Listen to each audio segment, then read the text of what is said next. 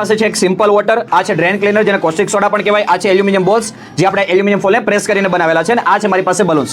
આપણે બનાવવાના છે હોમમેડ ગેસ બલૂન, જેના માટે સૌપ્રથમ આ પાણીની અંદર આપણે જે એલ્યુમિનિયમ બોલ્સ બનાવેલા છે એને એડ કરી દઈશું.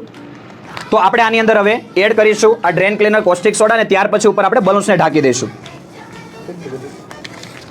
તો હવે આપણે આની ઉપર આ બલૂન્સને ચડાવી દઈએ.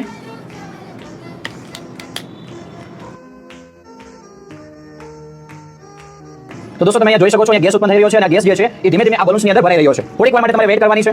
5 minutes later. ચાલો દોસ્તો, તો અહીંયા તમે જોઈ શકો છો ગેસ ભરાઈ ગયો છે. હવે આપણે આ બલૂન્સને અહીંયાથી કાઢી લઈશું.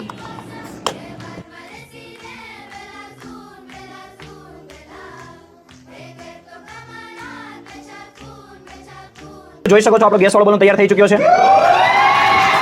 વિડીયો ગમે તો લાઈક જરૂર કરી દેજો, ચેનલને સબસ્ક્રાઇબ કરી દેજો, જેથી કરીને દરેક આવા નવા એક્સપેરિમેન્ટ તમને મળતા રહે.